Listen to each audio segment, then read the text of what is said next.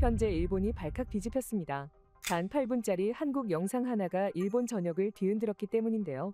일본 역사를 송두리째 뒤엎는 이 영상의 NHK 방송이 긴급 중단되고 일본 국민들은 충격과 분노에 휩싸였다고 합니다. 또 한국의 역사 왜곡이다 라는 격렬한 반발 속에서 한국 불매운동과 대규모 시위까지 일어났을 정도라고 하죠. 하지만 미국 정부 문서까지 증거로 제출이 되며 영상의 내용이 진짜로 드러나자 일본 사회는 다시 한번 혼란에 빠지고 말았다고 하는데요. 도대체 무슨 일이 있었던 걸까요? 시청하시기 전에 구독과 좋아요를 눌러주세요. 안녕하세요. 저는 사이토라고 합니다. 일본의 유명 방송국인 NHK에서 기자로 일을 하고 있죠. 그날도 저는 평소처럼 사무실로 향하는 지하철 안에서 우연히 스마트폰을 확인하던 중이었습니다. 그런데 SNS 타임라인에 한 영상이 반복해서 올라오더군요. 바로 한국에서 제작된 8분짜리 다큐멘터리였습니다. 저는 별 생각 없이 영상을 재생했죠. 시작은 평범했어요. 하지만 내용이 진행될수록 제 손이 떨리기 시작했습니다. 일본과 한국의 역사적 관계에 대한 내용이었는데 저희가 교과서에서 배워온 것과는 완전히 다른 내용이었거든요. 영상은 1930년대 일본 정부가 비밀리에 작성한 문서들을 공개하며 우리가 알고 있던 역사적 사실들이 왜곡되었다고 주장했습니다. 특히 한국 식민 지배에 관한 부분은 충격적이었어요. 문화 말살과 자원 수탈이 체계적으로 계획되었다는 증거들이 차례로 제시되었죠. 회사에 도착하자 동료들도 모두 그 영상에 대해 이야기하고 있었어요. 불과 하루 만에 영상이 일본 전역으로 퍼진 것 같았습니다. 도쿄 시내 카페에서, 오피스 건물 로비에서, 심지어 편의점에서도 사람들이 모여 영상에 대해 토론하고 있었죠. 결국 NHK 방송국은 긴급 보도를 시작했습니다. 정규 프로그램이 중단되고 특집 뉴스가 편성되었어요. 한국 영상이 제기한 역사적 논쟁이라는 제목의 특집이었죠. 유명 앵커와 역사학자들이 출연해 영상의 내용을 분석하기 시작했습니다. 여파는 대단했습니다. 방송국 밖에는 시민들이 모여들었고 온라인 커뮤니티는 격렬한 토론으로 뜨거워졌죠. 한국의 또 다른 역사 왜곡이다. 이런 도발적인 영상으로 국제 여론을 조작하려는 시도다. 우리 조상들을 모욕하는 행위를 용납할 수 없다. 분노의 목소리가 온라인을 가득 채웠습니다. 게다가 일부 커뮤니티에서는 한국 상품 불매운동을 제안하는 글도 올라왔어요. 저들이 우리 역사를 훼손하는데 우리가 왜 그들의 제품을 사용해야 하는가? 라는 주장이 설득력을 얻고 있었죠. 정치권의 반응은 더욱 격렬했습니다. 여당 의원들은 일제히 성명을 발표했어요. 한국의 역사 공격에 단호히 대응하겠다. 왜곡된 주장으로 국제사회를 혼란시키는 행위를 묵과할 수 없다. 는 내용이었습니다. 일부 보수 정치인들은 즉각 외교적 조치를 취할 것을 정부에 요구했어요. 그럼에도 일부 시민들과 학자들은 냉정한 검증을 요구했습니다. 진실이 무엇인지 객관적으로 살펴봐야 한다. 는 목소리도 있었어요. 하지만 그들은 분명 소수였습니다. 밤이 깊어갈수록 국민들의 혼란은 커져갔어요. NHK는 밤새 특별 방송을 이어갔습니다. 저는 TV 앞에서 꼼짝하지 못했죠. 우리가 알고 있던 역사가 도전받는 순간이었습니다. 그리고 그때는 알지 못했죠. 이 영상이 제 인생을 완전히 뒤바꿀 거란 사실을 말입니다. 다음날 들끓는 여론에 대응하기 위해 모든 부서가 비상 상태였고 특별 방송 준비로 사람들이 분주하게 움직였어요. 그때 방송국의 스타 기자 타나카가 본부장실에서 뛰쳐나오는 모습이 보였습니다. 타나카의 얼굴은 분노로 일그러져 있었죠. 저는 무언가 큰일이 벌어지고 있음을 직감했습니다. 가슴이 덜컥 내려앉는 느낌이었어요. 타나카는 우리 방송국에서 20년 넘게 일한 베테랑 기자였어요.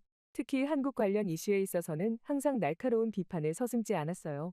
그는 50대 이상 시청자들 사이에서 가장 신뢰를 받고 있었습니다. 그런 그가 갑자기 스튜디오로 직행했습니다. 예정에 없던 긴급 생방송이었어요. 저는 호기심과 불안감이 뒤섞인 채로 모니터룸에서 방송을 지켜보았습니다.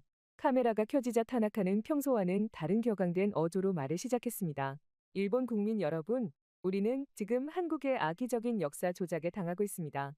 한국은 언제나처럼 피해자 코스프레를 하며 국제사회의 동정을 얻으려 합니다. 이것은 철저히 계산된 공격입니다. 타나카의 목소리는 점점 더 날카로워졌어요. 한국은 언제부터 역사의 진실을 말했습니까? 그들은 자국의 경제가 무너지고 출산율이 바닥을 치자 또다시 반일 감정을 부추겨 국민의 관심을 돌리고 있습니다. 그들이 공개했다는 문서는 완전한 조작이며 이는 한국 특유의 날조 기술입니다. 저는 타나카의 말에 충격을 받았습니다. 이렇게까지 직설적으로 한국을 비난하는 것은 공영방송에서 보기 드문 일이었어요. 하지만 스튜디오에 있던 스태프들은 일제히 고개를 끄덕이며 공감하는 모습이었습니다. 한국은 지난 수십 년간 똑같은 전략을 써왔습니다. 거짓 눈물을 흘리며 국제사회에 일본을 악마로 만들고 막대한 배상금을 요구하죠. 그들은 자신들의 실패한 정치와 경제를 가리기 위해 일본이라는 희생양이 필요한 겁니다. 타나카는 더욱 격앙된 목소리로 계속했어요. 그들이 말하는 역사적 증거라는 것은 모두 날조됐습니다. 지금까지 한국이 역사적 사실이라고 주장한 것 중 얼마나 많은 것이 거짓으로 밝혀졌습니까? 이번 영상도 마찬가지입니다. 한국의 얄팍한 속임수에 넘어가지 마십시오. 방송이 나가는 동안 시청자 반응은 폭발적이었습니다. 방송국 전화는 쉴 새 없이 울렸고 SNS는 순식간에 타나카 지지 메시지로 넘쳐났어요. 타나카 선생님이 진실을 말해주셨다. 드디어 누군가가 목소리를 높였다.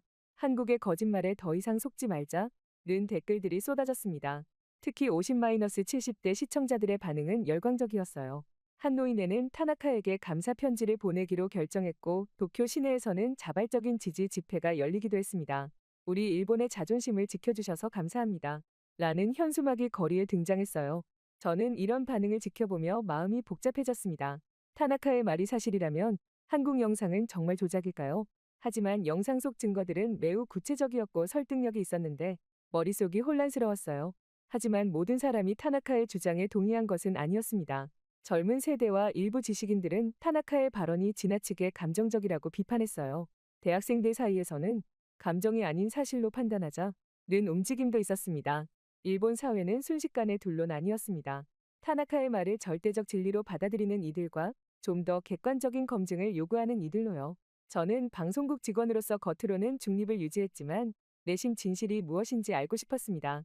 그리고 그 진실은 생각보다 빨리 저에게 다가왔죠. 타나카의 방송 이후 며칠간 잠을 이루지 못했습니다. 머릿속에는 계속해서 의문이 맴돌았어요. 한국 영상이 조작이라면 어떻게 그토록 구체적인 증거들을 제시할 수 있었을까? 밤마다 식은땀을 흘리며 잠에서 깨곤 했습니다. 결국 저는 직접 진실을 확인하기로 결심했어요. NHK의 기자로서 객관적 사실을 추구하는 것이 제 의무라고 생각했습니다. 상사에게는 단순한 후속 취재라고만 말했죠. 진실을 찾기 위한 작은 거짓말이었어요. 먼저 영상 속 문서들의 출처를 추적했습니다. 제국학장 계획 문서가 보관되어 있다는 미국 국립문서보관소에 이메일을 보냈어요. 답장을 기다리는 3일이 3년처럼 느껴졌습니다. 동시에 국내 역사학자들을 찾아다녔어요. 도쿄대학의 사토 교수, 교토대학의 야마다 교수를 만나 자문을 구했습니다. 소나기를 맞으며 교토까지 달려간 날도 있었어요. 놀랍게도 대부분의 학자들은 영상 속 주장에 신빙성이 있다고 평가했습니다. 결정적인 순간은 퇴역한 외무성 관료를 만났을 때였어요. 도쿄 외곽의 작은 카페에서 만난 80대 노인은 떨리는 목소리로 말했습니다. 그 문서들은 진짜입니다. 우리는 오랫동안 이 사실을 숨겨왔어요. 등줄기에 전율이 흘렀습니다. 그렇게 2주간의 철저한 조사 끝에 저는 본부장에게 면담을 요청했어요. 본부장실에 들어서는 제 다리는 떨렸지만 마음만은 확고했습니다. 제가 발견한 증거들을 하나씩 제시했어요. 본부장의 얼굴은 점점 굳어갔습니다. 긴 침묵 끝에 그는 말했어요. 사이토 씨, 당신이 발견한 것을 전 국민에게 알려야 할 것 같습니다. 다음 날 NHK는 역사적 진실을 찾아서라는 특집을 편성했습니다. 스튜디오에 들어서며 손바닥에서는 식은땀이 흘렀어요. 제가 직접 진행을 맡아 조사 과정과 발견한 증거들을 객관적으로 전달했습니다. 방송은 폭발적인 반응을 불러일으켰어요. NHK 전화선은 마비되었고 시청자 게시판은 수천 개의 댓글로 넘쳐났습니다. 이럴 수가, 우리가 믿어온 역사가 거짓이었다니. NHK가 한국에 매수되었다. 와 같은 상반된 반응들이 쏟아졌어요. 도쿄 시내에서는 자발적인 집회가 열렸습니다. 일부는 NHK를 지지했고 또 다른 이들은 국가적 자존심을 훼손했다. 며 비난했어요. 인근 공원에서는 노인들이 모여 우리가 믿어온 역사가 모두 거짓이었다니 라며 오열했습니다. 그날 밤 방송을 마치고 나오는 저를 타나카가 주차장에서 기다리고 있었어요. 어둠 속에서 나타난 그의 모습에 가슴이 덜컥 내려앉았습니다. 타나카의 눈빛은 분노로 이글이글 타오르고 있었어요. 사이토, 넌 매국노야. 어떻게 자국의 명예를 이렇게 더럽힐 수 있지? 한국의 프로파간다에 넘어가다니. 그의 목소리는 떨리고 있었고 얼굴은 분노로 일그러져 있었습니다. 넌 일본인의 자존심을 팔아넘긴 거야? 이 배신자. 타나카는 제 어깨를 세게 밀치고는 어둠 속으로 사라졌어요. 저는 그 자리에 얼어붙은 채로 서 있었습니다. 타나카의 말이 가슴을 찔렀지만 제가 찾은 진실을 부정할 수는 없었어요. 밤하늘의 별들이 무겁게 느껴지는 밤이었습니다. 다음 날 아침 방송국 회의실에 들어서며 긴장감에 숨이 막혔습니다. 본부장의 긴급 소집으로 모인 자리였어요. 회의실에는 이미 주요 간부들이 엄숙한 표정으로 앉아 있었고 가장 구석 자리에는 타나카가 팔짱을 끼고 앉아 있었습니다. 우리 눈이 마주쳤을 때 그의 차가운 시선에 등골이 오싹했어요. 본부장이 입을 열었습니다. 오늘 여러분을 소집한 이유는 한국으로 특별 취재팀을 파견하기로 결정했기 때문입니다. 순간 회의실이 술렁였어요. 본부장은 이어서 말했습니다. 사이토 기자가 발견한 증거들은 충분히 신빙성이 있지만 더 철저한 검증이 필요합니다. 한국에서 직접 취재하여 진실을 명확히 밝힐 것입니다. 제 심장이 쿵쾅거렸어요. 이어진 본부장의 말은 더욱 충격적이었습니다. 취재팀은 사이토 기자가 이끌고 타나카 기자도 함께 갈 것입니다. 저는 귀를 의심했어요. 타나카와 이 조합은 폭발물에 불을 붙이는 것과 다름없었습니다. 타나카는 의자에서 벌떡 일어났습니다. 그의 얼굴은 분노로 일그러져 있었어요. 한국에? 제가? 말도 안 됩니다. 저들은 우리 역사를 왜곡하고 있는데 제가 왜 그곳에 가야 합니까? 그의 목소리가 회의실에 울려 퍼졌습니다. 본부장은 단호했어요. 타나카 씨, 당신의 의견도 중요합니다. 객관적인 보도를 위해 다양한 시각이 필요합니다. 이는 지시입니다. 타나카는 주먹을 불끈 쥐더니 자리를 박차고 나갔어요. 문이 쾅하고 닫히는 소리에 모두가 움찔했습니다. 회의가 끝난 후 저는 창가에 서서 도쿄의 풍경을 바라보았어요. 한국으로 간다는 것, 그것도 타나카와 함께. 가슴이 무거웠지만 동시에 진실을 향한 여정의 설렘도 느껴졌습니다. 출국 준비는 숨가쁘게 진행되었어요. 주말 내내 자료를 검토하고 인터뷰 대상을 확정했습니다. 타나카는 끝까지 저항했지만 결국 회사의 방침을 따를 수밖에 없었어요. 그는 준비 회의에 나타났을 때마다 적대적인 태도를 보였습니다. 그의 눈빛에는 여전히 매국노라는 낙인이 담겨 있었어요. 출국 전날 밤, 저는 짐을 싸며 복잡한 감정에 휩싸였습니다. 창밖으로 내리는 빗방울이 제 심정과 닮아 있었어요. 한국에서 무엇을 발견하게 될까? 진실은 어떤 모습일까? 불안감과 사명감이 뒤섞여 잠을 이룰 수 없었습니다. 출국 당일, 나리타 공항은 특별했어요. 취재팀의 출국 소식이 알려지자 수많은 기자들이 몰려들었습니다. 카메라 플래시가 끊임없이 터졌고 기자들의 질문이 빗발쳤어요.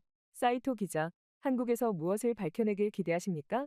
타나카 기자, 여전히 한국 영상이 조작이라고 생각하십니까? 타나카는 굳은 표정으로 질문을 무시했어요. 그의 걸음은 무겁고 표정은 어두웠습니다. 반면 저는 최대한 침착함을 유지하려 노력했지만 떨리는 목소리를 감출 수 없었어요. 비행기에 오르기 전 로비에서 마지막 기자회견이 있었습니다. 취재팀을 대표해 제가 말했어요. 우리는 오직 진실만을 추구하러 갑니다. 어떤 선입견도 없이 객관적인 사실을 국민 여러분께 전달하겠습니다. 그 순간 타나카가 갑자기 마이크를 잡았습니다. 모두가 긴장했어요. 그는 잠시 침묵하더니 말했습니다. 저는 여전히 제 생각이 옳다고 믿습니다. 하지만 진실이 무엇인지 확인하겠습니다. 다음 날 저는 인천국제공항에 발을 디딘 순간부터 깊은 충격에 휩싸였습니다. 상상했던 것과는 전혀 다른 광경이 펼쳐졌어요. 거대한 유리 천장과 첨단 디자인의 터미널은 마치 미래에 온 듯한 느낌을 주었습니다. 자동화된 입국 시스템을 통과하는 동안 심장이 빠르게 뛰었어요. 이것이 정말 우리가 알던 한국인가 싶었습니다. 타나카의 표정은 더욱 인상적이었어요. 그의 얼굴에 드리워진 당혹감을 숨길 수 없었습니다. 입국장을 빠져나오며 그는 계속해서 주위를 둘러보았고 눈빛에는 혼란이 가득했어요. 평소의 자신만만한 태도는 온데간데 없이 사라졌습니다. 공항 밖으로 나오자 더욱 놀라운 광경이 펼쳐졌어요. 깨끗하게 정비된 도로와 최첨단 전기버스들 그리고 질서 정연하게 움직이는 사람들의 모습이 시선을 사로잡았습니다. 우리를 맞이한 한국 측 안내원은 유창한 일본어로 환영 인사를 건넸어요. 그의 친절함과 전문성에 저도 모르게 감탄했습니다. 호텔로 향하는 고속도로에서 본 서울의 스카이라인은 압도적이었어요. 유리와 철골로 이루어진 미래지향적 건물들이 도시 전체를 뒤덮고 있었습니다. 차창 밖으로 보이는 디지털 사이니지와 스마트 시티 시스템은 도쿄보다 한 단계 앞선 느낌이었어요. 가슴 한편에는 묘한 열등감이 스며들었습니다. 타나카는 내내 침묵을 지켰어요. 하지만 그의 굳은 표정 속에서도 놀라움을 감지할 수 있었습니다. 때때로 그는 스마트폰을 꺼내 무언가를 기록했고 깊은 생각에 잠긴 듯했어요. 그의 신념이 조금씩 흔들리고 있음을 직감했습니다. 호텔 체크인 과정에서 또 한 번 놀랐어요. 모든 절차가 디지털로 이루어졌고 직원들의 서비스는 완벽했습니다. 호텔 로비에 설치된 인공지능 안내 시스템과 로봇 컨시어지는 마치 공상과학 영화의 한 장면 같았어요. 타나카는 이 모습을 보며 잠시 말문이 막힌 듯했습니다. 객실에 들어서자 창밖으로 서울의 야경이 펼쳐졌어요. 한강을 따라 빛나는 조명들과 활기찬 도시의 모습이 가슴을 울렸습니다. 이것이 우리가 생각했던 한국인가? 교과서와 미디어에서 접한 이미지와는 너무나 달랐어요. 머릿속이 혼란스러웠습니다. 저녁 식사를 위해 호텔 근처 레스토랑으로 향했어요. 거리는 깨끗했고 시민들은 질서 있게 행동했습니다. 음식점에서 만난 한국인들의 친절함과 세련된 매너는 또 다른 충격이었어요. 그들의 일본어 실력도 놀라웠습니다. 상대방을 존중하는 태도와 배려심 깊은 행동에서 높은 시민의식을 느낄 수 있었어요. 첫날 밤, 저는 호텔 침대에 누워 천장을 바라보며 생각했습니다. 우리가 한국에 대해 알고 있던 것은 얼마나 피상적이었을까? 타나카의 주장처럼 한국은 정말 일본을 공격하기 위해 역사를 왜곡하는 나라일까? 아니면 우리가 편견에 사로잡혀 있었던 것일까? 이런 의문들이 머릿속을 맴돌며 쉽게 잠들지 못했어요. 다음 날, 저는 서울대학교 역사학과 연구실 앞에 서서 깊은 숨을 들이마셨습니다. 문 너머에는 한국의 저명한 역사학자들이 우리를 기다리고 있었어요. 타나카는 제 옆에서 안절부절 못하는 모습이었습니다. 그의 이마에 맺힌 땀방울이 불안감을 드러내고 있었어요. 문을 열자 깔끔하게 정리된 연구실과 벽면을 가득 채운 역사 자료들이 눈에 들어왔습니다. 김 교수는 우리를 정중히 맞이했어요. 그의 눈빛에는 비난이나 적대감이 아닌 진실을 공유하고자 하는 학자로서의 진지함이 담겨 있었습니다. 연구실 중앙에 마련된 테이블 위에는 수십 건의 문서철과 디지털 자료들이 준비되어 있었어요. 그 순간 저는 이곳에서 무언가 결정적인 것을 발견하게 될 것이라는 예감이 들었습니다. 김 교수가 먼저 꺼내 보인 것은 미국 국립문서보관소에서 확보한 원본 문서였어요. 제국학장 계획의 실제 문서를 눈앞에서 보는 순간 온몸에 전율이 흘렀습니다. 일본어와 영어로 작성된 이 문서에는 한국의 문화유산을 체계적으로 파괴하고 자원을 수탈하기 위한 구체적인 지침이 상세히 기록되어 있었어요. 이것은 제가 도쿄에서 접했던 복사본보다 훨씬 더 충격적이고 생생했습니다. 타나카의 반응은 더욱 극적이었어요. 그는 처음에는 의심스러운 표정으로 자료들을 살펴보았지만 점차 그의 안색이 창백해졌습니다.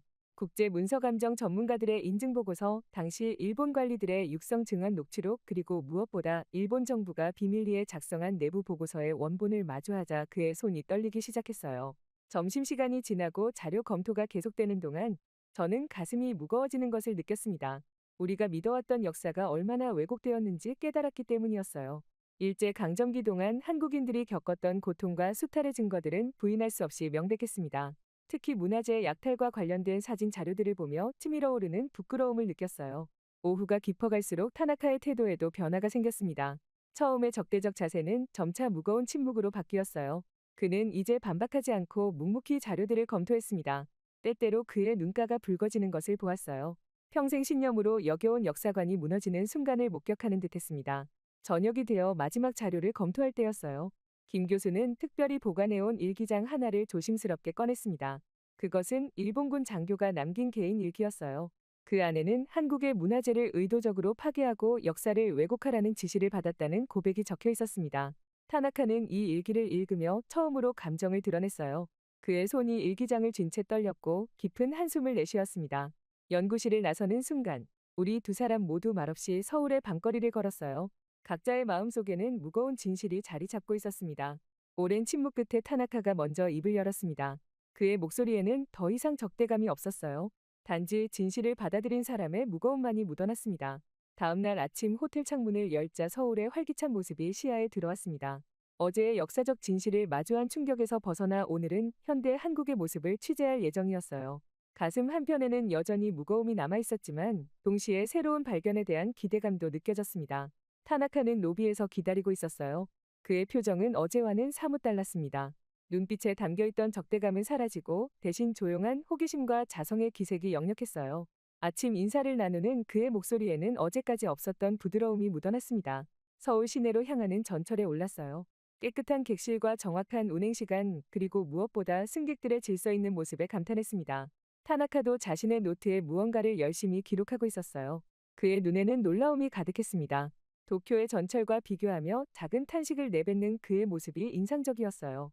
첫 방문지였던 디지털 혁신센터에서는 더 큰 충격이 기다리고 있었습니다. 한국의 IT 기술력은 상상 이상이었어요. 인공지능 기반 도시 관리 시스템, 완전 자동화된 물류체계, 그리고 디지털 헬스케어 시스템은 일본에서는 아직 구상 단계에 있는 기술들이었습니다. 제 가슴은 묘한 조급함으로 채워졌어요. 우리는 언제부터 이렇게 뒤처지게 된 걸까? 오후에는 서울의 대표적인 스타트업 밸리를 방문했습니다.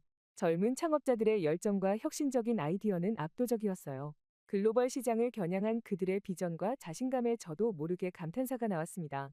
일본 청년들과는 다른 에너지가 느껴졌어요. 타나카도 인터뷰 중 자신도 모르게 고개를 끄덕이며 감탄하는 모습을 보였습니다. 저녁 무렵 한강변을 거닐며 서울의 스카이라인을 바라보았어요. 첨단 건물들 사이로 역사적 유적들이 조화롭게 어우러진 풍경이 인상적이었습니다. 도쿄와는 다른 종류의 에너지, 더 젊고 더 혁신적인 기운이 도시 전체에 흐르는 듯했어요.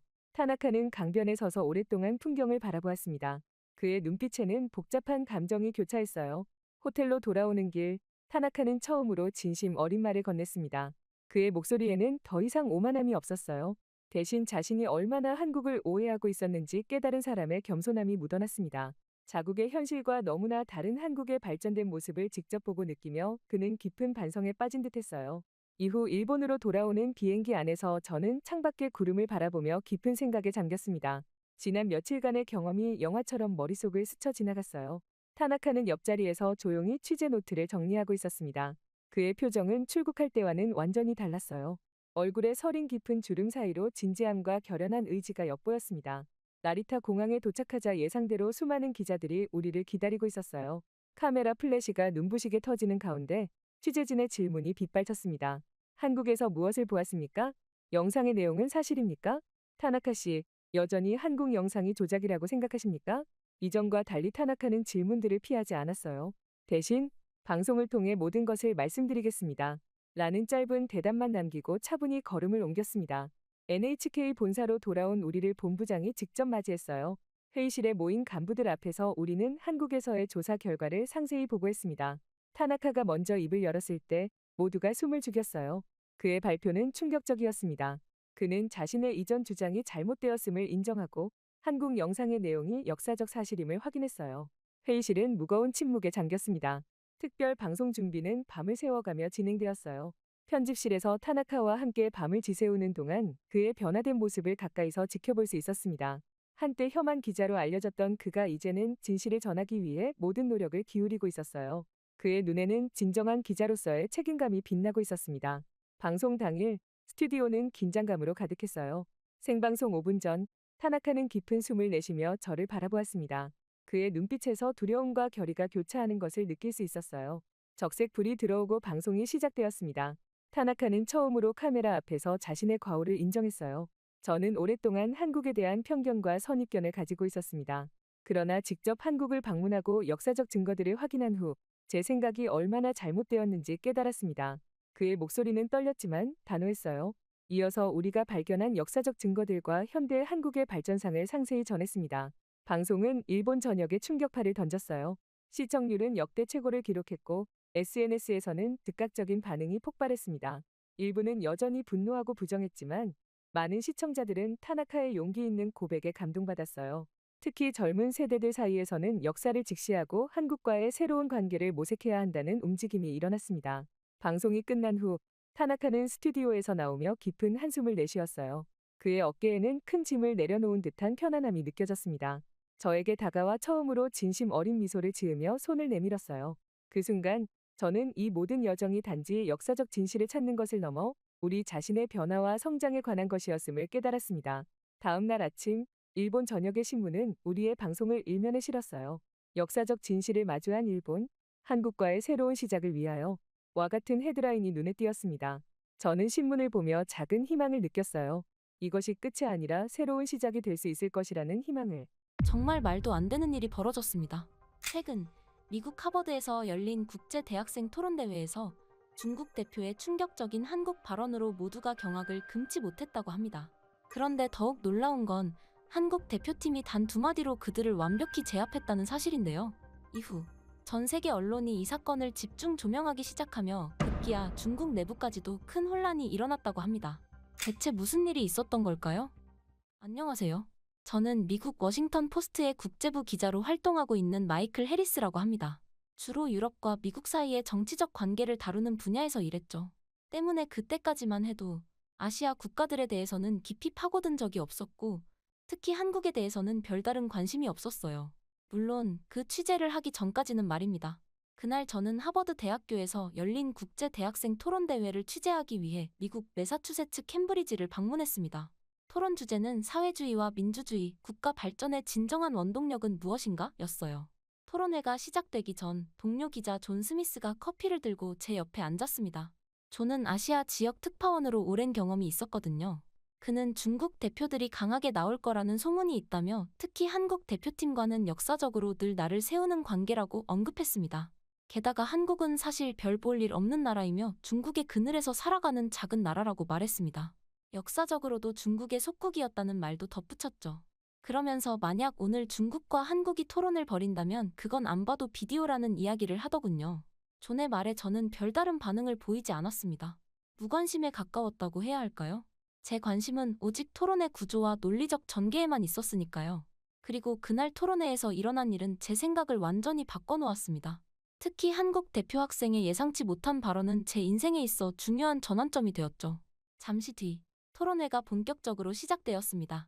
서양 국가들은 대부분 자유민주주의의 우수성을 강조했고 러시아 대표는 강력한 중앙 통제가 필요하다는 점을 역설했죠. 그러다 중국 대표팀 차례가 왔어요. 중국 측의 리셰펑은 무대 중앙에 서자마자 강렬한 눈빛으로 객석을 훑었습니다. 리셰펑은 중국의 사회주의 시스템이 얼마나 효율적이고 성공적인지에 대해 열변을 토했어요. 통계 자료를 인용하며 중국의 경제 성장률과 빈곤 퇴치 성과를 자랑했습니다. 그의 목소리는 강당 전체에 울려 퍼졌고 중국 유학생들은 그의 발언에 열렬히 박수를 쳤죠. 그런데 갑자기 그의 발언 방향이 달라졌습니다. 리셰펑은 한국 대표팀을 향해 몸을 돌렸어요. 그 순간 객석에 긴장감이 감돌았습니다. 저는 무슨 일이 일어날지 예감하고 펜을 꾹 쥐었죠. 리셰펑은 한국을 향해 손가락을 가리키며 도발적인 발언을 시작했습니다. 리셰펑은 한국이야말로 자신의 발언의 근거가 된다고 이야기했어요. 민주주의라고 하지만 현재 대통령도 없으며 실상은 중국 없이는 아무것도 아니라고 단언했죠. 특히 한국 문화가 중국 문화에 열등한 복제품에 불과하다는 말에는 객석에서 숨을 죽이는 소리가 들렸습니다. 저는 이런 토론회에서 이렇게 노골적인 도발이 허용되는지 의아했어요. 하지만 사회자는 개입하지 않고 시간만 체크하고 있었습니다. 아마도 이런 갈등 상황이 토론의 열기를 더한다고 판단했을지도 모르죠. 제 옆에 앉은 존은 만족스러운 표정으로 고개를 끄덕였습니다. 그는 이런 상황을 예상했던 것 같았어요. 리셰펑은 마지막으로 한국의 민주주의 체제를 신랄하게 조롱했습니다. 그는 비웃음을 띤 목소리로 한국은 표면적으로는 민주주의를 표방하지만 실상은 중국의 사회주의보다도 못한 체제라고 단언했어요. 부유한 재벌들만 더 부자가 되고 서민들은 고통받는 시스템이라며 비웃었습니다.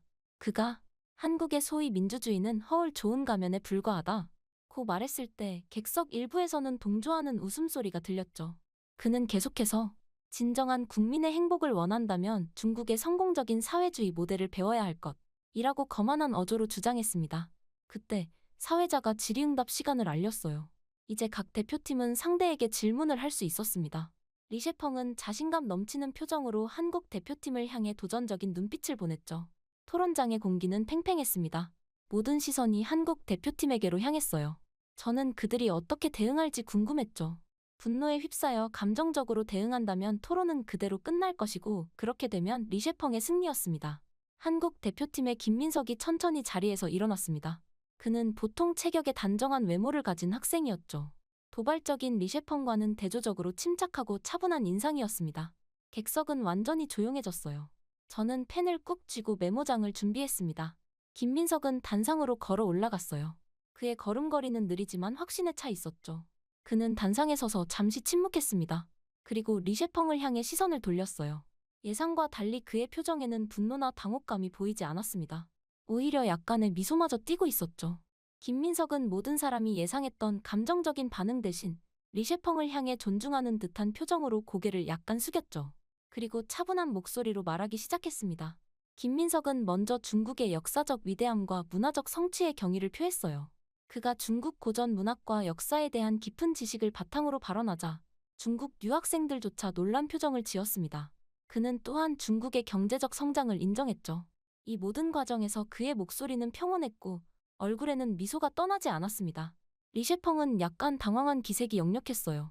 그는 아마도 분노에 찬 반응을 예상했을 텐데 김민석의 침착함이 그의 계산을 무너뜨린 듯했습니다. 객석에서는 숨죽인 긴장감이 감돌았죠. 이후 갑자기 김민석의 말투가 변했어요.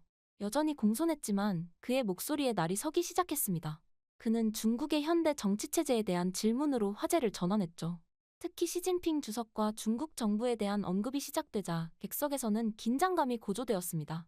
리셰펑은 곧바로 중국 정부를 옹호하며 중국은 서구식 민주주의보다 더 자유롭고 평등한 사회라고 주장했어요.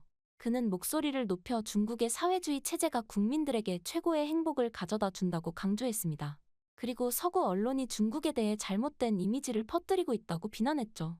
이때 김민석은 가장 강력한 한 방을 날렸습니다. 그는 리셰펑을 똑바로 바라보며 차분하게 질문했어요. 중국에서는 대통령을 비판할 수 있습니까? 비판이 가능한가요?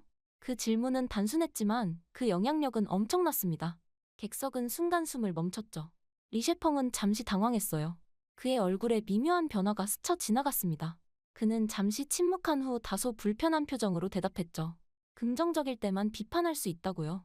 그의 대답은 모호했고 그 자체로 많은 것을 말해주고 있었습니다. 김민석은 다시 한번 치명적인 질문을 던졌어요. 그게 자유로운 사회주의입니까? 짧은 질문이었지만 그 위력은 강당 전체를 뒤흔들었습니다. 이 질문의 객석에서는 작은 웃음과 동시에 경이로운 표정들이 보였죠. 저는 그 순간 펜을 멈추고 깊은 인상을 받았습니다. 단 두 마디의 질문으로 리셰펑의 장황한 주장을 완벽하게 무너뜨린 것이었어요. 리셰펑은 당황한 듯 서둘러 중국식 민주주의가 있다고 주장했지만 그의 목소리에는 더 이상 자신감이 없었습니다. 김민석은 이어서 한국의 민주주의와 그 성취에 대해 이야기하기 시작했어요. 그는 침착하고 명확하게 한국의 민주화 과정과 시민들의 희생 그리고 그 결과로 얻은 자유와 번영에 대해 설명했습니다. 김민석은 마지막으로 한국은 언론과 표현의 자유를 바탕으로 기술 혁신과 창의적 성장을 이루어냈습니다. 이러한 자유가 국가 발전의 진정한 원동력입니다. 라고 말을 마쳤어요. 그의 발언이 끝나자 객석에서는 자발적인 박수갈채가 터져 나왔습니다. 그것은 단순한 예의가 아닌 진정한 감동과 존경이 담긴 박수였죠. 토론회가 끝난 후 저는 곧바로 김민석의 날카로운 질문과 그 여파에 대한 기사를 썼습니다. 처음에는 워싱턴 포스트의 작은 코너 기사로 생각했지만 놀랍게도 엄청난 반응을 얻었어요. 소셜미디어에서 이 기사가 확산되면서 두 마디로 중국을 침묵시킨 한국 학생이라는 제목으로 바이럴 현상이 일어났죠. 편집장은 저를 사무실로 불렀습니다. 그는 이 기사의 인기를 언급하며 후속 취재를 제안했어요. 마이클, 한국에 가서 그 나라의 민주주의와 발전 과정에 대해 심층 취재해보는 게 어떻겠나? 그의 제안에 저는 잠시 망설였습니다. 한국은 제 전문 분야가 아니었고 솔직히 큰 관심도 없었죠. 하지만 결국 직업적 호기심과 의무감으로 수락했습니다. 며칠 뒤 비행기를 타고 한국으로 향하는 동안 저는 한국에 대한 기본 정보들을 훑어보았어요. 분단국가, 한국전쟁, 급속한 산업화, 민주화 운동, 교과서적인 지식들이었습니다. 내심 크게 기대하지는 않았죠. 아마도 발전 중인 평범한 아시아 국가 정도로 생각했던 것 같습니다. 인천국제공항에 도착한 순간 저의 선입견은 첫 번째 균열을 맞았어요. 공항은 놀라울 정도로 현대적이고 효율적이었습니다. 자동화된 시스템, 깨끗한 시설, 친절한 직원들. 세계 최고 수준의 공항 중 하나임이 분명했죠. 입국 절차는 신속하고 간단했습니다. 디지털 기기를 활용한 출입국 관리 시스템은 제가 보았던 어떤 공항보다 효율적이었어요. 공항에서 서울 시내로 향하는 고속열차에 탑승했습니다. 열차는 정확히 시간에 맞춰 출발했고 내부는 깨끗하고 안락했죠. 창밖으로 보이는 풍경이 점점 도시화되면서 저는 서울의 스카이라인이 눈앞에 펼쳐지는 것을 보았습니다. 그 순간 제 예상은 완전히 무너졌어요. 고층 빌딩들이 빽빽하게 들어선 현대적인 대도시의 모습은 제가 상상했던 한국의 이미지와는 판이하게 달랐습니다. 호텔에 체크인한 후 저는 서울 도심을 걸어보기로 했어요. 강남역 주변은 활기차고 세련된 분위기였습니다. 유행을 선도하는 젊은이들, 최신 기술로 가득한 쇼핑몰, 세계 각국의 음식점. 도시는 살아 숨쉬는 것 같았죠. 특히 인상적이었던 것은 어디서나 볼 수 있는 초고속 인터넷과 디지털 결제 시스템이었습니다. 현금 없이도 완벽하게 생활할 수 있는 시스템이 갖춰져 있었어요. 저녁 무렵 현지 가이드인 박지원 씨를 만났습니다. 그는 유창한 영어로 서울의 역사와 현대적 발전에 대해 설명해 주었어요. 저는 한국이 불과 몇십 년 만에 전쟁의 폐허에서 이렇게 발전할 수 있었던 비결이 궁금했습니다. 박지원 씨는 교육에 대한 열정, 근면함 그리고 무엇보다 자유와 민주주의를 향한 끊임없는 투쟁이 한국 발전의 핵심이라고 설명했죠. 그날 밤 호텔 창문으로 서울의 야경을 바라보며 저는 깊은 생각에 잠겼어요. 왜 이 나라에 대해 이렇게 무지했던 걸까요? 왜 좀과 같은 서구 언론인들은 한국을 항상 중국이나 일본의 그늘에 있는 나라로 묘사했을까요? 그리고 더 중요하게는 이 나라의 진정한 모습은 어떤 것일까요? 다음 날 저는 서울 시민들의 일상을 관찰하기로 했습니다. 아침 일찍 지하철역으로 향했어요. 출근 시간대에 혼잡함에도 불구하고 지하철 내부는 놀라울 정도로 정돈되어 있었습니다. 사람들은 줄을 서서 차분히 기다렸고 차 내에서는 대부분 조용히 스마트폰을 보거나 책을 읽고 있었죠. 특히 인상적이었던 것은 노약자석을 자연스럽게 양보하는 모습이었어요. 젊은이들이 자리에서 일어나 노인들에게 자리를 내어주는 광경은 매우 당연하게 여겨지는 듯했습니다. 그 어떤 언어적 소통 없이도 이러한 배려가 시스템처럼 작동하고 있었죠. 점심시간, 한 식당에서 식사를 마친 후 저는 놀라운 광경을 목격했습니다. 손님들이 식사를 마치면 자신의 식판을 정리하고 쓰레기를 분리수거하는 모습이었어요. 강제성이 없음에도 불구하고 이것이 마치 불문율처럼 지켜지고 있었습니다. 이런 자발적인 질서 의식은 제가 방문했던 어느 나라에서도 보기 힘든 모습이었죠. 오후에는 홍대 거리를 거닐었어요. 젊음과 창의성이 넘치는 이곳에서도 거리는 깨끗했습니다. 쓰레기통이 많지 않았음에도 사람들은 자신의 쓰레기를 들고 다니다가 적절한 장소에 버리고 있었죠. 한 젊은이가 담배를 피운 후 휴대용 재떨이에 꽁초를 담는 모습을 보고 깊은 인상을 받았습니다. 저녁에는 한강공원을 방문했어요. 수많은 가족과 연인들이 피크닉을 즐기고 있었습니다. 그들은 떠날 때 자신들이 사용한 공간을 깨끗이 정리했죠. 심지어 일부는 주변에 버려진 쓰레기까지 함께 치우는 모습을 보였습니다. 이런 높은 시민의식이 특별한 캠페인이나 강제성 없이도 자연스럽게 실천되고 있다는 사실이 놀라웠어요. 다음 날, 저는 한 초등학교를 방문할 기회가 있었습니다. 아이들은 직접 자신의 교실을 청소하고 있었어요. 교사는 이것이 책임감과 공동체 의식을 가르치는 교육의 일부라고 설명했습니다. 어릴 때부터 이런 가치를 내재화하는 교육 시스템을 보며 한국의 높은 시민의식이 어디서 비롯되는지 이해할 수 있었죠. 서울 도심을 취재하며 저는 한국 사회의 또 다른 측면을 발견했습니다. 늦은 밤에도 여성들이 비교적 안전하게 거리를 걸을 수 있는 환경이었어요. 범죄율이 낮고 공공안전에 대한 신뢰가 높다는 점은 한국 사회의 큰 장점으로 보였습니다. 저는 취재 노트에 이렇게 적었어요. 한국의 시민의식은 법적 강제나 감시가 아닌 사회적 합의와 교육에서 비롯된 것으로 보인다. 이것은 단순한 규칙 준수를 넘어선 공동체에 대한 깊은 존중과 책임감의 표현이다. 제 마음속에는 자연스럽게 한국에 대한 존경심이 생겨났습니다. 한국을 단순히 경제적으로 성공한 나라가 아닌 사회적 가치와 시민의식이 조화를 이룬 특별한 사회로 바라보게 되었죠. 존이 별 볼 일 없는 나라 라는 말이 얼마나 큰 오해였는지 깨닫는 순간이었습니다. 그렇게 취재 일정이 계속되면서 저는 한국의 문화유산과 역사적 장소들을 방문했습니다. 조선왕조의 궁궐들을 돌아보며 한국의 오랜 역사와 전통에 눈을 뜨기 시작했어요. 특히 창덕궁의 후원에서 느껴지는 자연과의 조화로운 공존 철학은 매우 인상적이었습니다. 현대 건축물이 빽빽한 도시 한가운데 이런 역사적 보물이 보존되어 있다는 사실이 놀라웠죠. 국립중앙박물관에서는 한국의 5,000년 역사를 한눈에 볼 수 있었어요. 청동기 시대부터 조선시대까지 한국인들이 이루어낸 문화적 성취는 감탄을 자아냈습니다. 특히 세종대왕이 창제한 한글은 세계에서 가장 과학적이고 창의적인 문자 체계 중 하나라는 설명에 깊은 인상을 받았죠. 한국인들이 자국의 역사와 문화에 대해 갖는 자부심을 이해할 수 있었습니다. 서대문형 무소역사관 방문은 더욱 강렬한 경험이었어요. 일제강점기 독립운동가들이 투옥되고 고문받았던 이곳에서 저는 한국의 독립과 자유를 위한 투쟁의 역사를 마주했습니다. 해설사는 이곳에서 고문받았던 독립운동가들의 이야기를 들려주며 그들의 희생이 오늘날 한국 민주주의의 씨앗이 되었다고 설명했죠. 광화문 광장에 도착했을 때 저는 2016년 촛불혁명에 대한 전시를 보게 되었어요. 수백만 시민들이 평화적인 집회로 정치적 변화를 이끌어낸 이 역사적 사건은 한국 민주주의의 위대함을 보여주는 증거였습니다. 시민들이 헌법적 가치와 민주주의 원칙을 지키기 위해 자발적으로 거리에 나선 모습은 진정한 주권재민의 실현이었죠.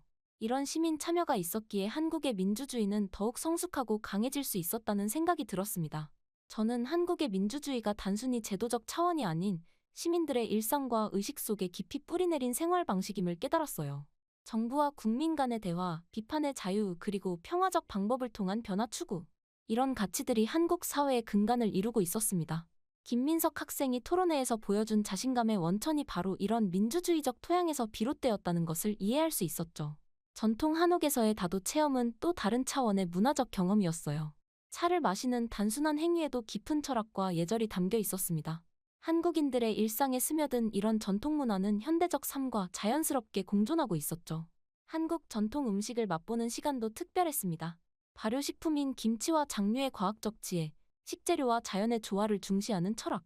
이 모든 것이 한국인의 지혜와 창의성을 보여주고 있었어요. 그렇게 취재 일정이 중반을 넘어가면서 저는 한국인들의 내면에 대해 더 깊이 이해하고 싶었습니다. 여러 사람들과의 만남을 통해 그들의 가치관과 삶의 철학을 알아보기로 했어요. 첫 번째로 만난 사람은 70대 노인 김영수 씨였습니다. 한국전쟁을 어린 시절에 경험하고 이후 국가 재건 과정을 몸소 겪은 세대였죠. 김영수 씨는 자신의 인생 이야기를 차분하게 들려주었어요. 전쟁 후 극심한 가난 속에서도 교육에 대한 열망을 포기하지 않았고 밤낮으로 공부하며 대학에 진학했다고 합니다. 그는 자신이 성공할 수 있었던 비결로 인내와 근면을 꼽았죠. 어려운 시기였지만 더 나은 미래를 믿었습니다. 라는 그의 말에서 저는 한국인의 강인한 정신력을 느낄 수 있었습니다. 다음으로 만난 사람은 IT 스타트업 CEO 박민준 씨였어요.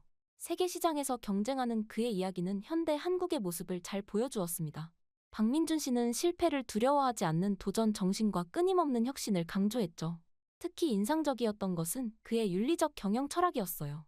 그는 이익만 추구하는 것이 아닌 사회적 가치를 창출하는 기업을 만들고 싶다고 말했습니다. 대학생 이지현 씨와의 대화도 의미가 깊었어요. 미래에 대한 불안과 경쟁 속에서도 그녀는 자신의 가치관을 지키며 살아가고 있었습니다. 성적이나 스펙보다 자신이 진정으로 하고 싶은 일을 찾는 것이 중요하다는 그녀의 생각은 물질적 성공만을 좇지 않는 젊은 세대의 가치관을 보여주었죠. 다양한 연령대와 배경을 가진 한국인들과의 만남을 통해 저는 그들이 공통적으로 가진 특성을 발견했어요. 바로 강한 자기 규율과 책임감이었습니다. 그들은 자신의 의무를 다하는 것을 중요시했고 자신의 행동에 책임을 지려는 태도를 보였죠. 또한 공동체에 대한 헌신과 배려가 그들의 일상에 깊이 녹아 있었습니다. 한국인들의 교육에 대한 열정도 놀라웠어요. 부모들은 자녀 교육을 위해 기꺼이 희생했고 평생 학습을 통해 자기 개발을 멈추지 않는 문화가 있었습니다. 이런 교육에 대한 가치관이 한국의 높은 문해율과 기술 혁신을 이끌어낸 원동력이라고 생각했죠. 또 다른 특징은 역경을 극복하는 회복탄력성이었어요. 한국인들은 식민 지배, 전쟁, 경제 위기 등 수많은 어려움을 겪었지만 매번 더 강하게 일어섰습니다. 그들은 어려움을 도전으로 받아들이고 이를 성장의 기회로 삼는 태도를 보였죠. 저는 이러한 내면의 힘이 바로 한국이 국제무대에서 강한 모습을 보이는 진정한 원천이라고 생각했어요. 경제적 성장, 문화적 영향력 그리고 국제사회에서의 위상 강화. 이 모든 것이 한국인들의 강인한 정신과 높은 윤리적 기준에서 비롯되었음을 알 수 있었습니다. 그렇게 한국에서의 취재 일정이 마무리되어 가는 시점. 저는 마지막 인터뷰를 위해 서울대학교를 방문했습니다. 하버드 토론회에서 만났던 김민석 학생을 다시 만나기로 했어요. 캠퍼스는 활기찼고 학생들은 열정적으로 공부하고 있었습니다. 김민석을 기다리며 저는 지난 몇 주간의 취재를 되돌아보았죠. 그는 약속 시간보다 일찍 도착했습니다. 하버드에서 보았던 침착하고 자신감 있는 모습 그대로였어요. 우리는 학교 근처 카페에 자리를 잡고 이야기를 시작했습니다. 저는 그에게 하버드 토론회에서의 질문이 어떻게 생각해낸 것인지 물었죠. 그의 답변은 단순했지만 깊이가 있었습니다. 그는 민주주의의 본질에 대해 고민했고 가장 기본적인 질문이 가장 강력할 수 있다고 생각했다고 말했어요. 인터뷰를 마치고 김민석과 작별한 후 저는 한강변을 걸었습니다. 서울의 스카이라인이 석양 속에 빛나고 있었죠. 강을 따라 조성된 공원에는 많은 시민들이 여가를 즐기고 있었습니다. 웃음소리, 자전거 벨소리, 잔잔한 강물소리. 이 모든 것이 조화롭게 어우러졌어요. 이 순간, 저는 한국에서 얻은 모든 깨달음이 하나로 모아지는 것을 느꼈습니다. 한국은 단순히 경제적으로 성공한 나라가 아니었어요. 그것은 깊은 역사와 문화적 정체성을 바탕으로 고난을 극복하고 자유와 민주주의를 지켜낸 나라였습니다. 더 나아가 물질적 성공과 정신적 가치의 균형을 추구하는 사회였죠. 제가 처음 한국에 대해 가졌던 무관심과 오해가 얼마나 부끄러운 것이었는지 깨달았어요. 존 스미스와 같은 서구 언론인들이 얼마나 피상적인 시각으로 한국을 바라보았는지도 알게 되었습니다. 한국은 중국이나 일본의 그늘에 가려진 작은 나라가 아니라 독자적인 역사와 문화 그리고 세계에 기여할 독특한 가치를 가진 나라였죠. 뉴욕으로 돌아가는 비행기에서 저는 이번 취재를 통해 쓸 기사에 윤곽을 그렸습니다. 제목은 두 마디로 세계를 바꾼 나라, 한국의 진정한 힘으로 정했어요. 저는 단순히 한국의 경제적 성공이나 정치적 상황만을 다루지 않기로 했습니다. 대신 한국인의 정신, 그들의 가치관, 그리고 민주주의에 대한 헌신을 중심으로 이야기를 풀어나가기로 했죠. 기사를 쓰는 동안 저는 미국과 한국이 서로에게서 배울 점이 많다는 것을 강조했어요. 한국의 급속한 발전과 회복력은 미국인들에게 영감을 줄 수 있었고, 한국의 공동체 의식과 시민 참여, 민주주의는 우리 사회가 참고할 만한 모델이었습니다. 한국이 세계 무대에서 더 큰 역할을 할 수 있고 또 그렇게 해야 한다는 제 주장은 많은 독자들의 공감을 얻었죠. 기사가 발행된 후 예상보다 훨씬 큰 반향이 일어났어요. 다른 언론사들도 한국에 대한 심층 보도를 시작했고 학계에서도 한국 연구에 대한 관심이 높아졌습니다. 무엇보다 중요한 것은 일반 미국인들이 한국에 대해 새로운 시각을 갖게 되었다는 점이었죠. 워싱턴 포스트 사무실로 돌아온 첫날, 존 스미스가 제 책상으로 다가왔습니다. 그는 제 기사를 읽고 한국에 대한 자신의 견해가 얼마나 편협했는지 깨달았다고 말했어요. 이것이 바로 제가 기자로서 이루고 싶었던 변화였습니다. 사람들의 편견을 깨고 진실에 더 가까이 다가가는 것이죠. 오늘도 저는 자주 한국을 생각합니다. 그리고 그때의 경험이 제 세계관을 얼마나 넓혀주었는지 감사하게 생각해요. 중립적이던 제가 이제는 확실히 말할 수 있습니다. 한국은 진정한 글로벌 리더로서의 자격을 충분히 갖추고 있습니다. 그리고 무엇보다 한국이야말로 진정한 민주주의를 갖추고 있는 나라입니다. 단순히 제도적 형태만이 아닌 국민의 일상과 의식 속에 살아 숨쉬는 민주주의요. 수많은 역경과 도전을 극복하며 스스로 쟁취한 자유와 권리를 소중히 지켜나가는 모습에서 저는 민주주의의 진정한 의미를 배웠습니다. 한국의 민주주의는 세계가 주목해야 할 소중한 모델입니다. 정말 말도 안 되는 일이 벌어졌습니다. 최근 동아시아 민주주의를 연구하던 유명 미국 정치학자가 일본에서의 조사 도중 갑자기 한국으로 긴급히 향했다고 합니다.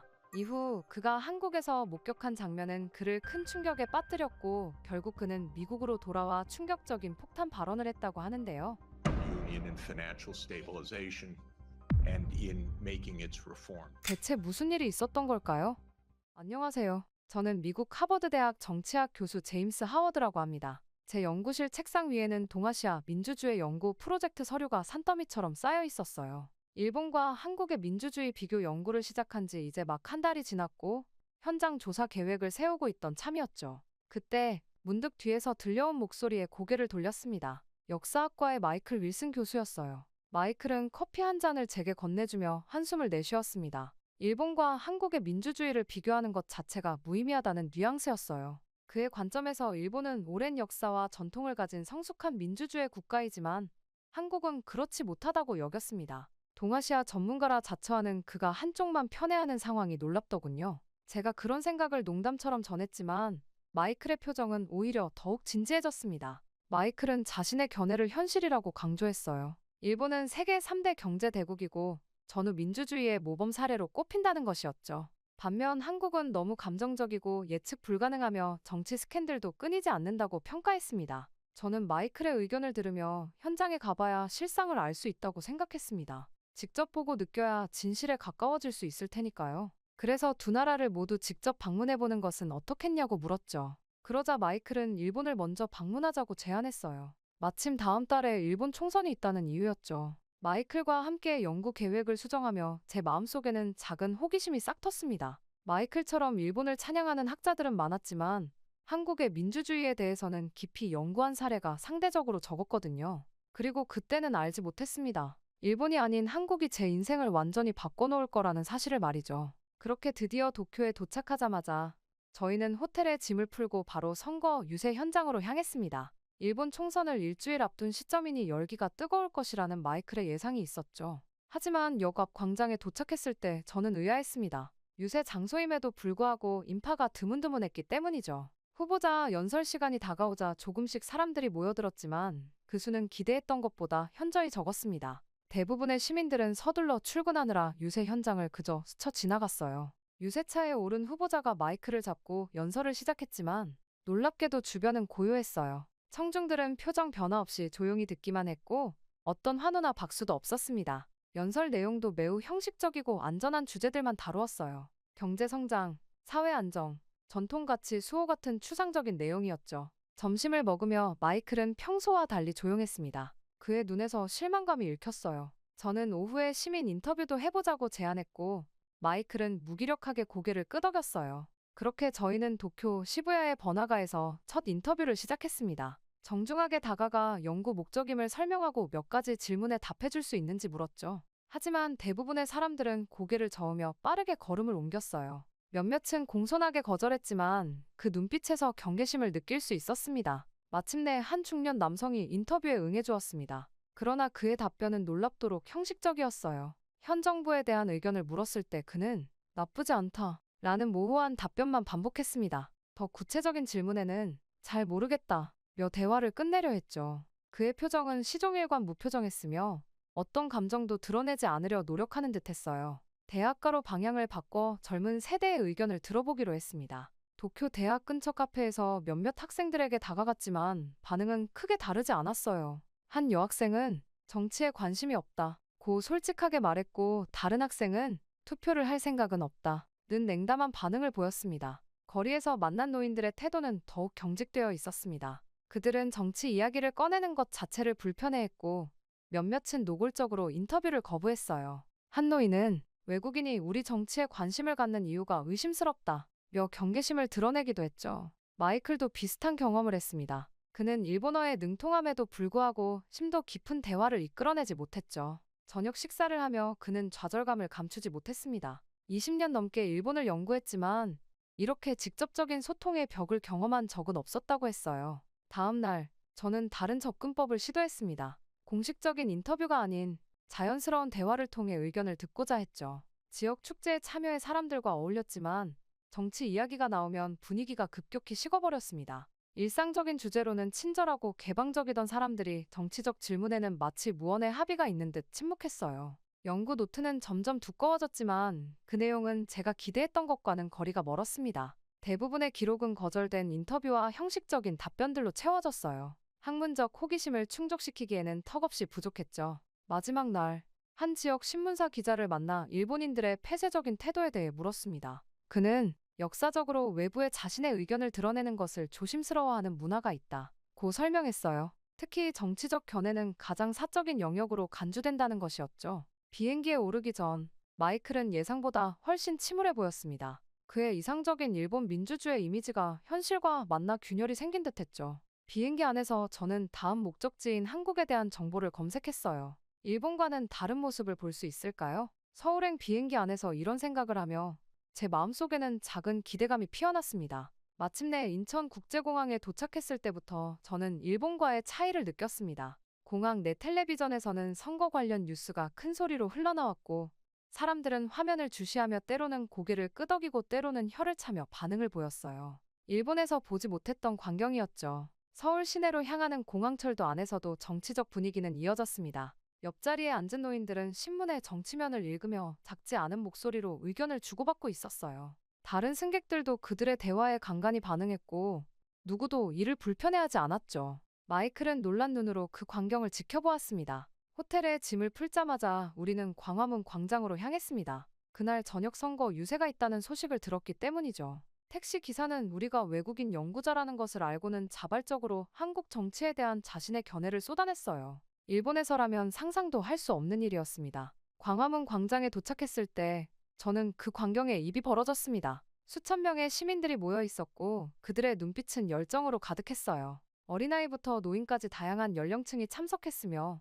많은 이들이 손에 피켓이나 응원 도구를 들고 있었죠. 마이클은 멍한 표정으로 그 광경을 바라보았습니다. 후보자가 등장하자 광장은 환호성으로 가득 찼습니다. 사람들은 일제히 일어나 열광적으로 응원했고 그 에너지는 마치 파도처럼 광장을 휩쓸었어요. 후보의 연설은 구체적이고 열정적이었으며 청중들은 그의 말 한마디 한마디에 반응했습니다. 동의할 때는 환호하고 비판적인 내용에는 야유를 보내기도 했죠. 가장 놀라웠던 것은 연설 도중 일부 청중들이 눈물을 흘렸다는 사실입니다. 후보자가 민주주의의 가치와 과거 독재 시대의 희생에 대해 언급했을 때 많은 노인들이 감동의 눈물을 흘렸어요. 그들의 표정에서 역사적 고통과 승리의 기억이 교차하는 것을 느낄 수 있었죠. 마이클은 말을 잃은 듯했습니다. 그의 눈에는 혼란과 감동이 뒤섞여 있었어요. 일본에서 보았던 무표정한 청중들과는 너무나 대조적인 모습이었으니까요. 저는 연구 노트에 빠르게 관찰 내용을 기록했습니다. 시민들의 표정, 반응, 그리고 그 공간에 넘치는 에너지까지 전부 말이죠.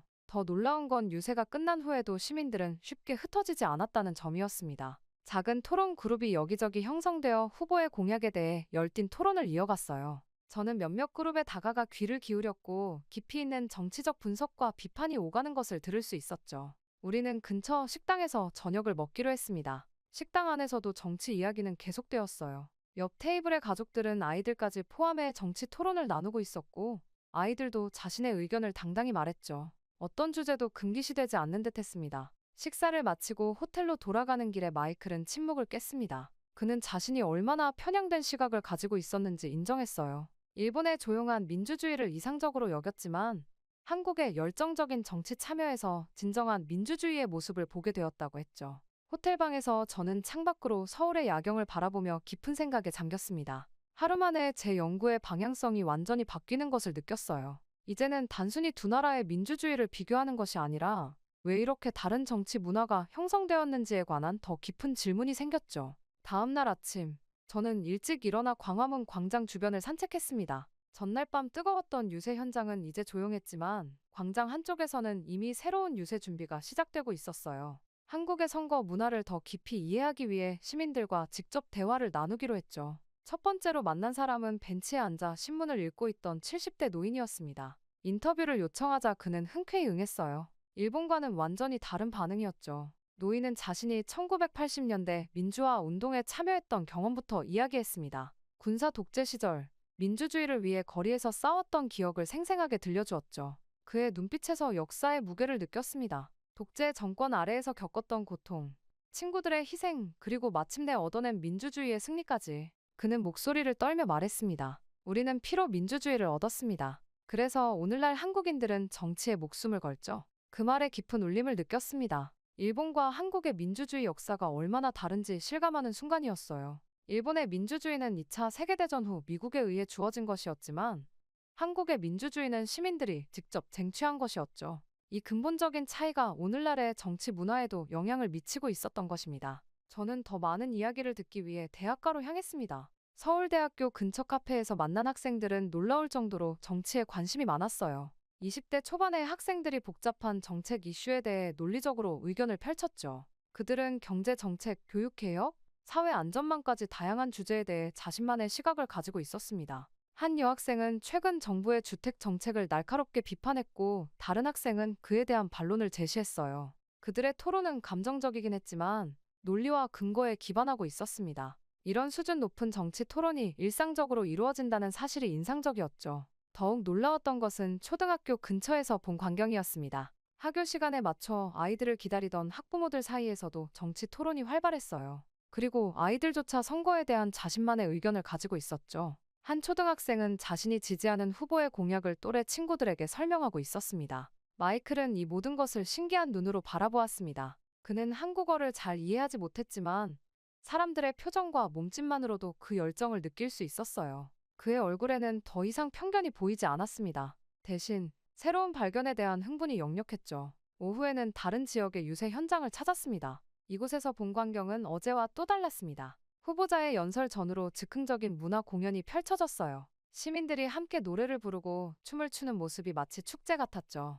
유명 가수의 노래를 개사해 후보를 응원하는 가사로 바꾸어 부르는 모습이 특히 인상적이었습니다. 그 와중에 한 여성이 즉흥적으로 마이크를 잡고 후보에게 질문을 던졌습니다. 그녀는 지역 환경 문제에 대한 후보의 입장을 물었죠. 놀랍게도 후보는 당황하지 않고 상세히 답변했고 청중들은 그 과정을 주의 깊게 지켜보았습니다. 어떠한 검열이나 통제도 없는 자유로운 소통이었어요. 유세가 끝난 후 저는 그 여성에게 다가가 이야기를 나눴습니다. 그녀는 환경단체 활동가로 매 선거마다 후보자들에게 직접 질문하는 것이 시민의 의무라고 생각한다고 했어요. 정치인들이 시민의 목소리를 들어야 하니까요. 그들은 우리의 대리인일 뿐이에요. 라고 말했습니다. 저녁에는 마이클과 함께 시민단체가 주최한 토론회에 참석했습니다. 다양한 배경을 가진 시민들이 모여 정책을 논의하는 모습은 매우 인상적이었어요. 노동자, 기업인, 주부, 학생 등 서로 다른 계층의 사람들이 한자리에 모여 사회 문제에 대해 치열하게 토론을 이어나갔죠.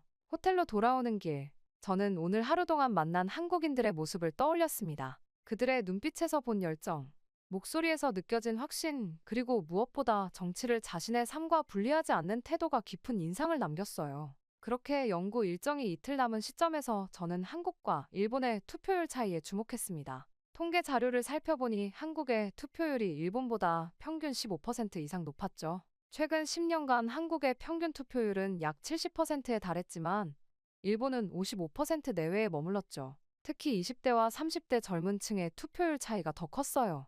한국선거관리위원회 직원은 투표 동료 문화를 높은 투표율의 비결로 꼽았습니다. 가족 간의 투표를 권장하고 회사나 학교에서도 투표일에 충분한 시간을 보장해주는 분위기가 형성되어 있다는 설명이었죠. 또한 투표소 접근성을 높이기 위한 다양한 제도적 장치도 마련되어 있었어요. 직접 시민들의 의견을 들어보기 위해 서울 지하철역 앞에서 사람들에게 투표의 중요성에 대해 물었습니다. 놀랍게도 대부분은 투표를 당연한 의무이자 소중한 권리로 여기고 있었어요. 한 노인은 우리는 투표권을 위해 목숨을 걸었죠. 이 권리를 행사하지 않는 것은 과거의 희생을 무시하는 행위예요. 라고 말했습니다. 지하철 안에서는 다양한 연령대와 배경을 가진 사람들이 자발적으로 선거 캠페인을 벌이고 있었습니다. 그들은 조용하지만 분명한 목소리로 자신이 지지하는 후보의 정책을 설명했고, 승객들은 관심을 보이며 때로는 질문을 던지기도 했어요. 일본의 침묵과는 대조적인 광경이었죠. 대학 교수, 회사원, 주부 등 다양한 시민들이 정치 과정에 참여하는 모습을 보며 민주주의의 본질을 되새기게 되었어요.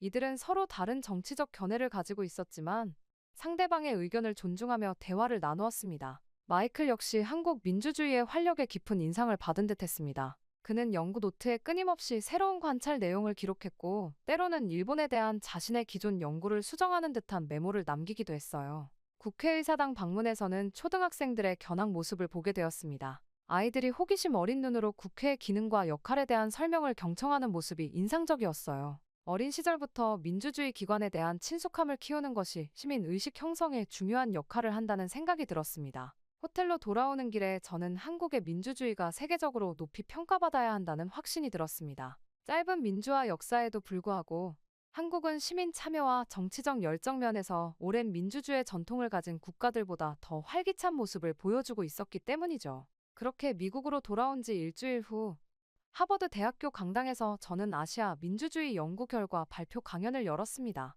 강당은 학생들과 교수들로 가득 찼으며 마지막 줄에는 마이클의 모습도 보였습니다. 그의 표정은 진지했지만 이전과는 달리 편견이 사라진 듯했어요. 강단의 선전은 잠시 침묵했습니다. 청중들의 기대에 찬 시선을 느끼며 한국에서의 경험이 떠올랐어요. 광화문 광장의 열기, 시민들의 눈빛, 그리고 지하철에서 만난 다양한 사람들의 모습까지. 깊은 숨을 들이마신 후 저는 솔직하게 이야기를 시작했습니다. 과거 저는 한국에 특별한 관심이 없었음을 인정했습니다. 많은 서구 학자들처럼 저도 아시아 민주주의를 연구할 때 일본을 중심으로 생각했었죠. 하지만 이번 연구를 통해 그런 시각이 얼마나 편협했는지 깨달았다고 고백했어요. 프레젠테이션 화면에는 한국과 일본의 투표율, 시민 참여도, 정치 활동 빈도를 비교한 그래프가 나타났습니다. 객관적인 수치로도 한국 민주주의의 활력이 명백히 드러났죠. 하지만 더 중요한 것은 수치로 표현할 수 없는 시민들의 열정과 주인의식이었습니다. 저는 한국 민주주의의 발전 과정을 설명했습니다.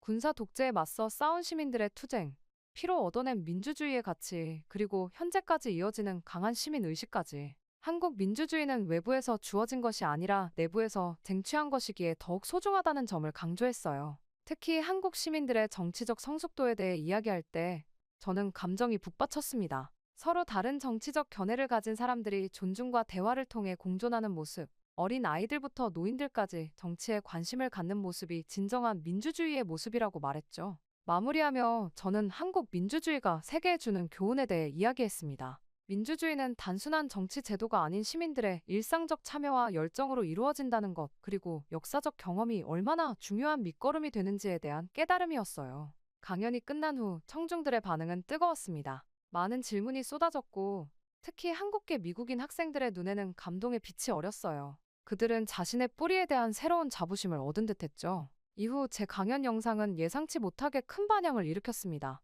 하버드 대학교 공식 채널에 업로드된 영상은 일주일 만에 100만 뷰를 돌파했고 여러 언어로 번역되어 전 세계로 퍼져나갔어요. 특히 한국어 자막이 추가된 버전은 한국 내에서도 뜨거운 호응을 얻었다고 하더군요. 세계 각국의 유명 정치학자들로부터도 연락이 쏟아졌습니다. 그들은 한국 민주주의에 대한 저희 연구에 깊은 관심을 보이며 협업을 제안했어요. 아시아 민주주의 연구의 패러다임이 바뀌는 순간이었죠. 지금까지 일본 중심으로 이루어졌던 동아시아 민주주의 연구가 한국으로 시선을 돌리기 시작한 것입니다. 게다가 프린스턴, 옥스퍼드, 소르본 등 세계 유수의 대학에서 강연 초청이 이어졌습니다. 각 강연에서 저는 한국 민주주의의 독특한 발전 과정과 그 의미를 더욱 체계적으로 정리하여 발표했어요. 청중들의 반응은 항상 뜨거웠고 강연 후에는 한국에 대해 더 알고 싶다는 질문들이 쏟아졌죠. 국제정치학회 연례 컨퍼런스에서는 아시아 민주주의의 새로운 모델, 한국의 사례라는 주제로 특별 세션이 마련되었어요. 세계 각국에서 모인 학자들은 한국 민주주의의 역동성에 주목했고 그것이 다른 발전도상국들에게 주는 함의에 대해 열띤 토론을 벌였죠. 놀랍게도 일본의 학술계에서도 변화의 바람이 불기 시작했습니다. 도쿄대학에서는 한국민주주의연구센터가 새롭게 설립되었고 많은 일본 학자들이 한국의 시민 참여 모델을 연구하기 시작했어요. 마이클 역시 일본 정치 문화의 변화 가능성에 대한 새로운 연구를 시작했죠. 한국 정부로부터는 공식 초청을 받아 서울에서 열린 민주주의 포럼에 참석했습니다. 그곳에서 저는 광화문 광장에서 만났던 그 노인을 다시 만났어요. 그는 제 강연 영상을 보고 감동받았다며 한국 민주주의의 가치를 세계에 알려준 것에 감사하다고 말했습니다. 그 순간 제 연구가 단순한 학문적 성과를 넘어 실제 사람들의 삶과 연결되어 있다는 깊은 의미를 깨달았죠. 여러 국제 매체에서도 한국 민주주의에 대한 특집 기사가 이어졌습니다. CNN, BBC, 르몽드 등 유수의 언론사들이 한국의 정치 문화를 새롭게 조명했고 많은 기사에서 제 연구가 인용되었어요. 한국은 이제 경제적 성공을 넘어 민주주의의 성공 사례로 세계의 주목을 받게 되었죠. 이 모든 과정을 통해 저는 연구자로서 큰 성장을 경험했습니다. 고정관념과 편견을 버리고 현실을 직접 마주했을 때 비로소 진실에 다가갈 수 있다는 소중한 교훈을 얻었어요. 또한 학문의 힘이 실제 세상을 어떻게 변화시킬 수 있는지도 목격했죠. 지금 저는 한국 민주주의의 역사와 현재 그리고 미래에 대한 책을 집필하고 있어요. 이 책을 통해 더 많은 사람들이 한국의 경험에서 영감을 얻고 민주주의의 본질에 대해 다시 생각해 볼 수 있기를 바랍니다. 처음에는 한국을 좋아하지 않았지만 이제는 한국에 깊이 감사드립니다.